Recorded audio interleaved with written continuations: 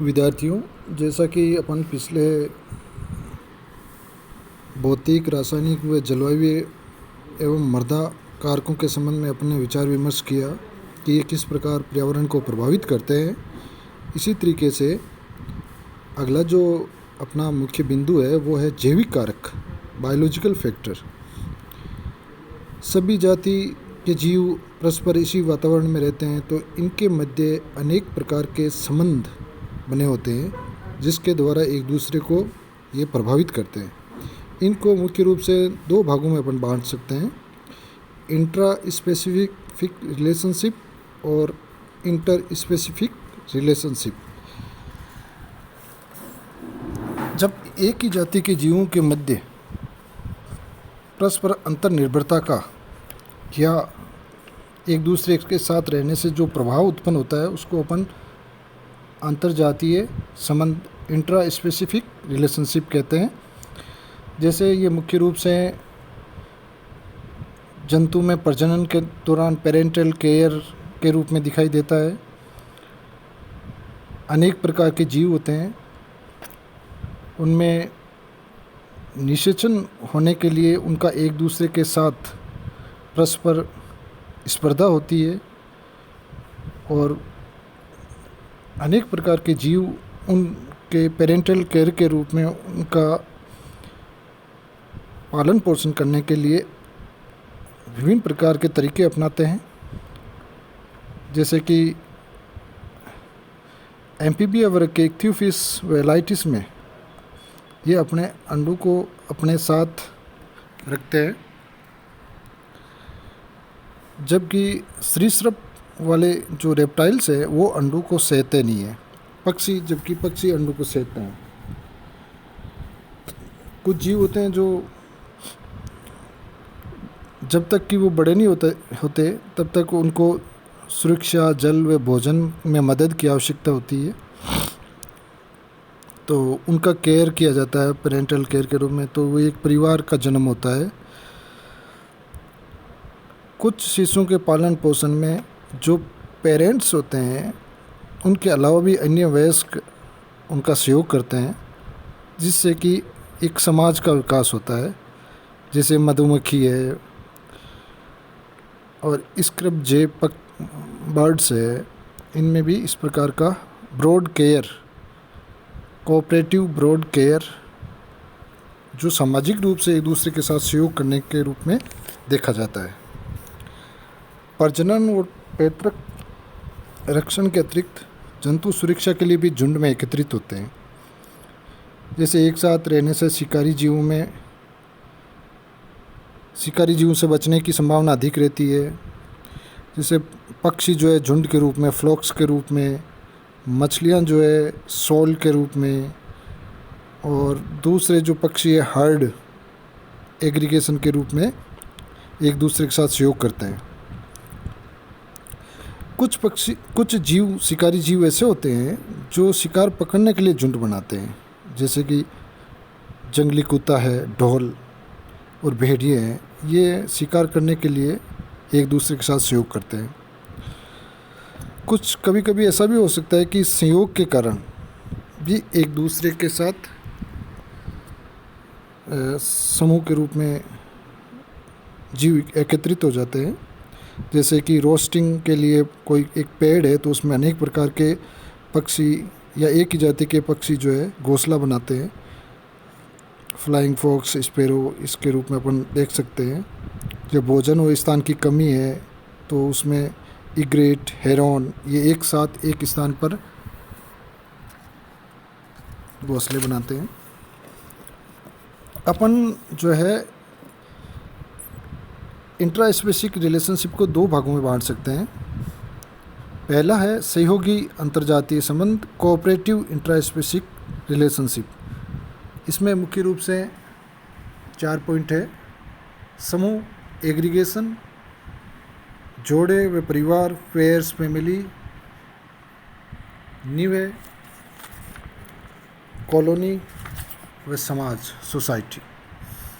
असहयोगी के रूप में non cooperative intra specific relationship में Subversion, cannibalism, competition for food, भोजन के लिए स्पर्धा, कंपटीशन फॉर रिप्रोडक्शन, प्रजनन हेतु स्पर्धा। ये असहयोगी इंट्रा स्पेसिफिक रिलेशनशिप के उदाहरण हैं। अपन पहले समूह एग्रीगेशन के बारे में बात करें, जिसमें जीवों में कार्य का बंटवारा नहीं होता है और वो जबकि एक दूसरे के साथ झुंड के रूप में रहते हैं। ये इसके मुख्य कारण ये हो सकते हैं कि जैसे शिकारी जंतु का खतरा है, बसेरे के लिए सीमित उपयुक्त स्थान है, खाद्य सामग्री एक स्थान पर अवस्थित हो सकती है। तो इस वजह से भी ये समूह एग्रीगेशन हो सकता है। कभी इसमें फिक्स नहीं होता है, कुछ सदस्य बाहर चले जाते हैं, कुछ नए आ जाते हैं। इनमें संवाद की या इंटर स्पेसिफिक रिलेशनशिप गहरी नहीं होती है, सतही तौर पे होती है। इनको बेनिफिट भी है, जैसे चीतल, सांबर, नीलगाय, ब्लैक बक, भैंसे आदि शिकारियों से बचने के लिए झुंड में रहते हैं। और जैसे ये झुंड में है तो किसी का प्रकार का खतरा महसूस होने पर ये दूसरे सदस्यों को सूचना देते हैं, जिससे कि उनको अलर्ट होने का, सतर्क होने का बेनिफिट मिलता है। मछलियों में भी शॉल, जो इनका समूह होता है, झुंड होता है, उसमें भी इसी तरीके से अलग अलग दिशाओं में गमन हो जाता है, जिससे शिकारियों से बच जाती है। भैंसे वगैरह अपन देखते हैं कि जंगली भैंसे जो है, टाइगर घेरा बना के अपने छोटे शिशुओं का सुरक्षा करने के लिए बाहर की ओर सींग करके खड़े हो जाते हैं और उनसे उनकी सुरक्षा करते हैं।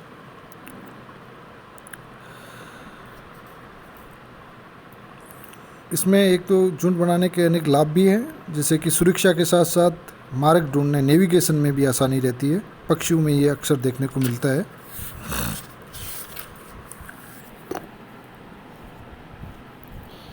इसी तरीके से जोड़े हुए परिवार,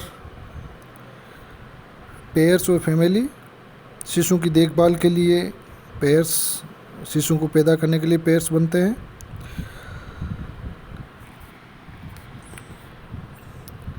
कभी नर जो है मेटिंग के बाद मादा के साथ नहीं रहता है और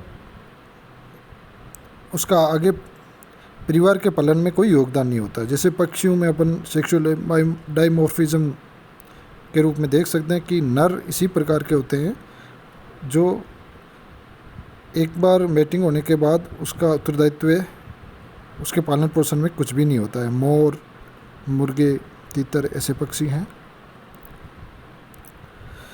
कुछ बर्ड्स हैं जैसे मैना, बगुले, इसमें नर और मादा दोनों पैतृक रक्षण का गुण होता है इनमें। ये दोनों पालन पोषण में सहयोग करते हैं। लेकिन जब बड़े होते हैं तो ये बच्चे जो है उनके परिवार के सदस्य नहीं बन पाते हैं। वो या भोजन की आवश्यकता या माँ द्वारा खदेड़ दिए जाने पर अपने आप जीने के लिए मजबूर हो जाते हैं। जैसे बाघ है, कुत्ते, बिल्लियाँ, इनमें भी ये अक्सर गुण देखने में मिलता है।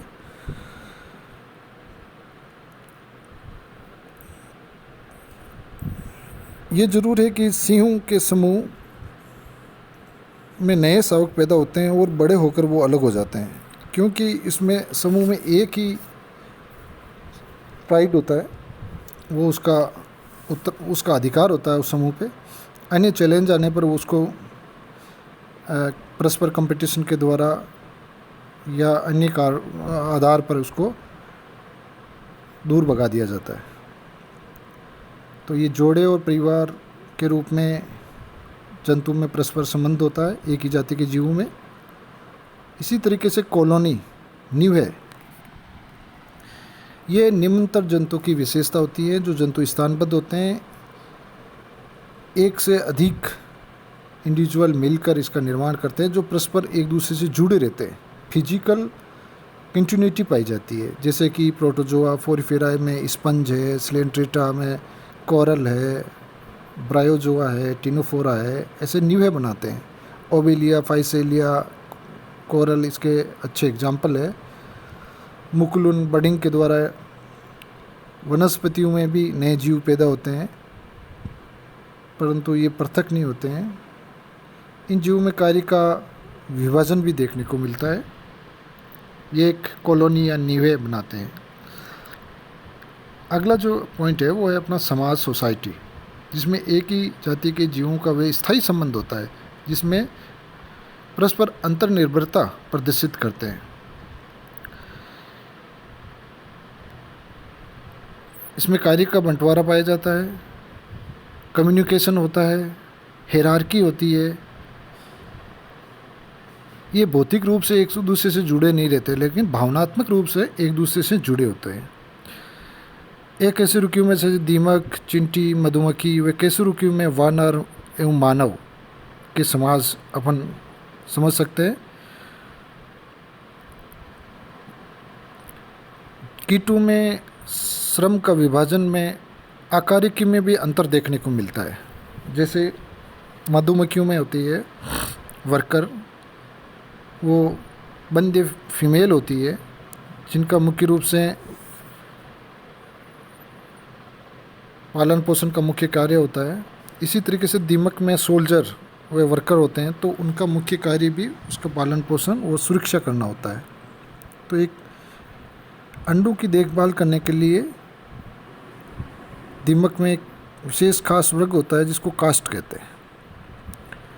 बंदे फीमेल होती है, लेकिन कैसरुकी जंतुओं में आकारिकीय मॉर्फोलॉजिकल ट्रांसफॉर्मेशन नहीं पाया जाता है। परस्पर एक दूसरे से भावनात्मक रूप से जुड़े रहते हैं और एक दूसरे का सहयोग करते हैं। तो इस प्रकार अपन कह सकते हैं कि ये 4 मुख्य बिंदु है जो सहयोगी अंतर संबंध एक ही जाति के जीवों के बीच में पाए जाते हैं। समूह बना के रहते हैं, जोड़े परिवार बना के रहते हैं, निहवे के रूप में रहते हैं और समाज के रूप में रहते हैं। अगला जो असहयोगी संबंध होता है, उसमें सबसे पहला है असहयोगी में ये होता है कि एक ही जाति के जीवों को परस्पर संबंध में जिसमें वो एक दूसरे को नुकसान पहुंचाते हैं।